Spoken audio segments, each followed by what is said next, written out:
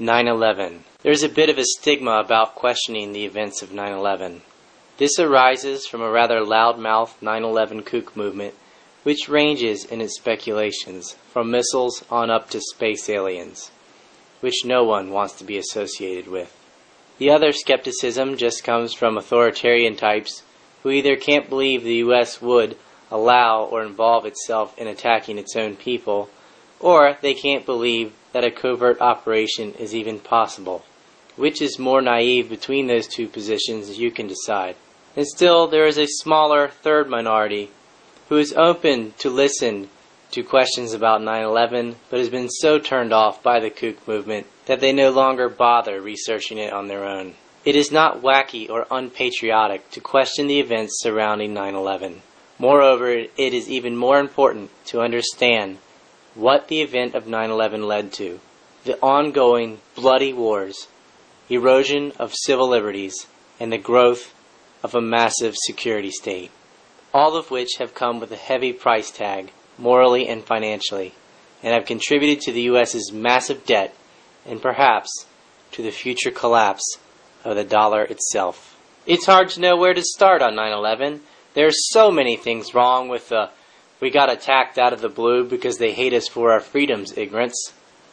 Lying about why someone would want to attack the United States is bad enough, but then listen to the story of who allegedly attacked the United States.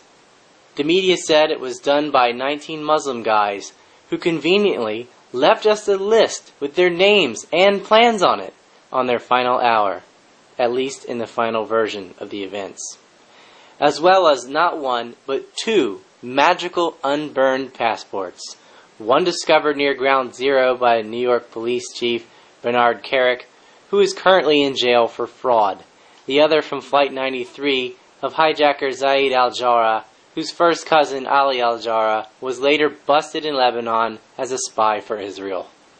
They also left a nice neat paper trail, complete with Korans left at strip clubs and bars by the devout Muslims.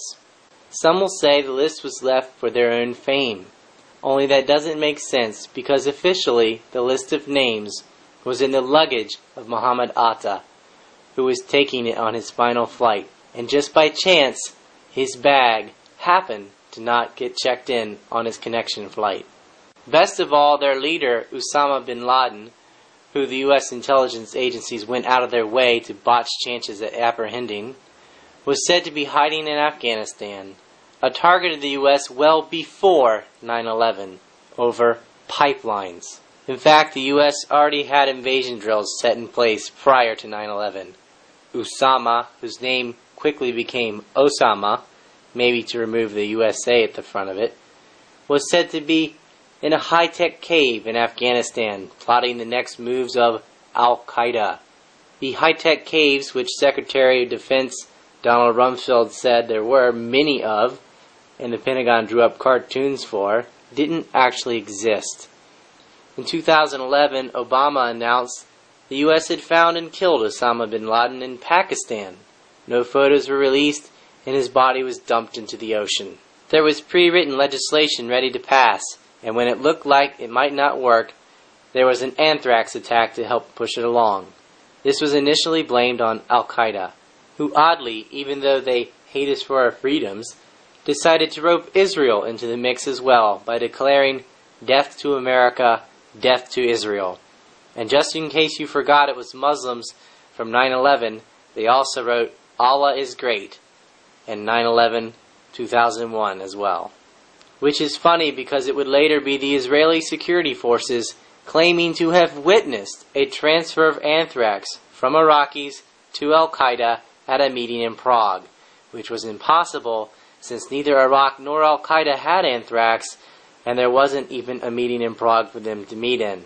How does one witness a transfer of something at a meeting that didn't take place between two parties that didn't have it? The target choices of the military-grade made in the USA anthrax were interesting as well. The two senators against the Patriot Act, Patrick Leahy, on the Judiciary chair in a position to block it, the other, Tom Daschle, the Senate Majority Leader, also calling to investigate 9/11, were sent the lethal spores, whereas warmongering Fox News and Judith Miller, a WMD liar, were sent hoax anthrax, so they claimed.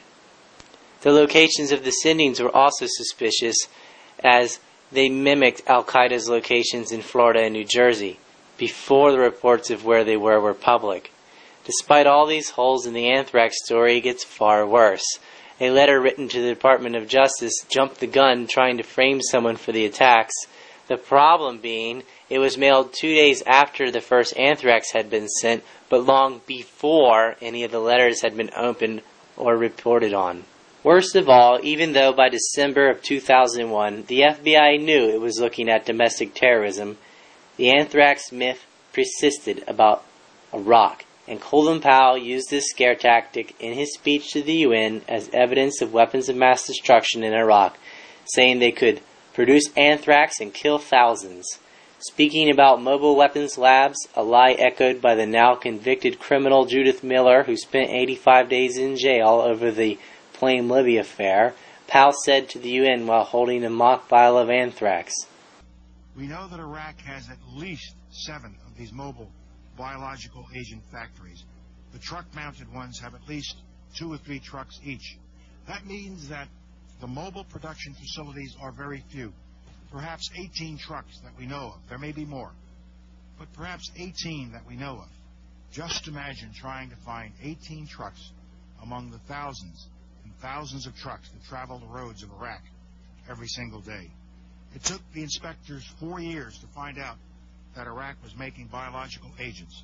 How long do you think it will take the inspectors to find even one of these 18 trucks without Iraq coming forward, as they are supposed to, with the information about these kinds of capabilities? Ladies and gentlemen, these are sophisticated facilities.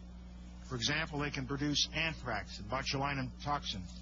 In fact, they can produce enough dry biological agent in a single month to kill thousands upon thousands of people. And dry agent of this type is the most lethal form for human beings. Cheney also reiterated this lie on Meet the Press, restating the same propaganda.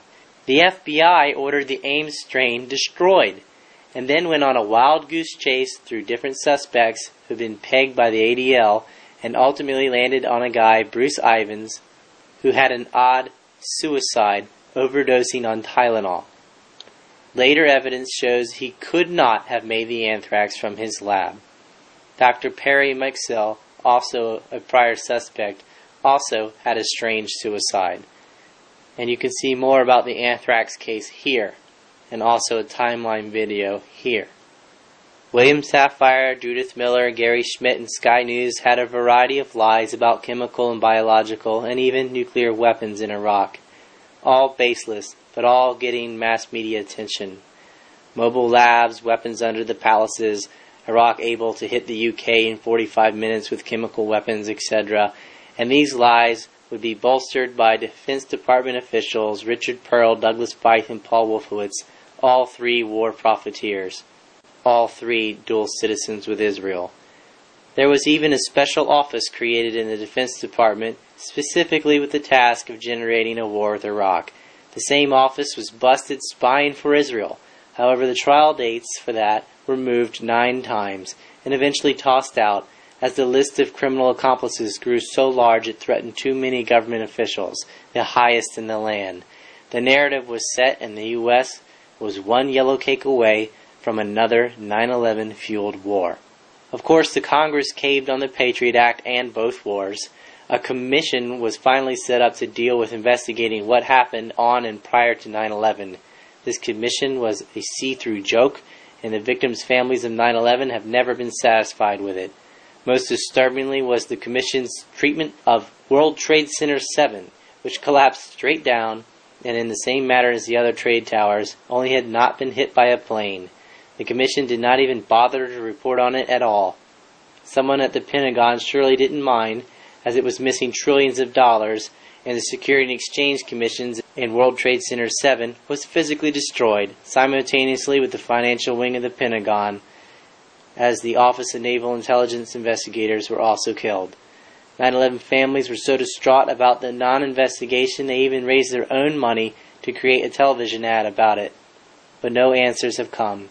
No one was fired at the FAA, NORAD, FBI, NSA, CIA, nothing, with all the obvious screw-ups, but there sure were a lot of promotions. A great number of Americans have suspicions, and this is rightly so. This is a government that lied openly and unapologetically about Iraq, sold nation-building there as a cakewalk. The rationales flip-flopped from saving the Kurds to invading inspectors, all untrue, and sold nation-building in Afghanistan on such notions as women's rights and spreading democracy. In reality, the U.S. installed a puppet in Afghanistan, and the first legislation passed was to agree to the U.S. and its Saudi partners, bin Laden construction, that they could build the long sought-after pipelines and reopen the heroin drug trade, important for financing off-the-book operations in the same manner as Iran-Contra did from cocaine and opium as well.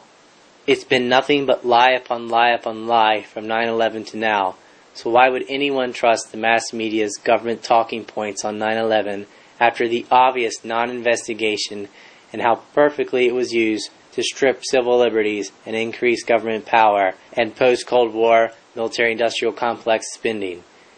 We have info showing elements in the NSA and FBI either made notorious screw-ups or in on it. We also have evidence of foreknowledge, impossibilities in the hijacker narrative, and monstrous financial connections tracing back to Saudi Arabia and Pakistan. Most damning of all, the Israelis were busted not only lying about the anthrax, but being arrested on 9/11 in two separate occasions. One was in a van spotted filming the first plane hitting and celebrating the attack, the other in a truck packed with explosives. The men were discovered to be working for the Israeli Mossad. The owner of their front company, Dominic Suter, and his wife fled to Israel. The Polish and Italian transcripts of the FBI's list include his name, but there has been a massive whitewash, and now even an investigation into antiwar.com for publishing the documents. Furthermore, reports from eyewitnesses, police and firemen about secondary explosions in the trade centers, and even reports of devices being found, as well as the fact that the entire subway was filled with smoke and the lobbies of World Trade Center 1 and 2 were blown in before the collapse, almost instantaneously with the plane hitting far above the base, have been ignored. These reports were on TV live and then never revisited. This is why people question 9/11. Certainly, the "they lied to create wars" part is solidly defended, but they lied about 9/11 too. But it's harder for people to swallow that. Why? Probably because of the tainted stain on the subject from Jonestown types and twoofers. Don't let them put you off to it. People still say stupid things about JFK as well, but the fact remains, Kennedy was shot from the front. It's on film. It's indisputable. There must have been at least one shooter in front of him, and that could not have been Oswald. Thus, there was a conspiracy. The problem is, in trying to research JFK, you will get lost in a sea of lunacy theories and perhaps give up on the matter. Sadly, that is what is happening to 9/11 as well. People go look at it and get lost in the ether of stupid that is out there. There are many who just cannot admit the Israeli role in 9/11. And there are the opposites, too, who blame everything on Israel, forgetting the U.S.'s own major role. Some of the other junk out there is not even worth mentioning. Most focus on what didn't happen rather than what did. And they leave out the larger picture of the wars, anthrax, the Department of Homeland Security, and the rest of the aftermath. This video, War by Deception, links it all together, showing who had the means, motives, and the ability to cover it up. Please review this and pass it around.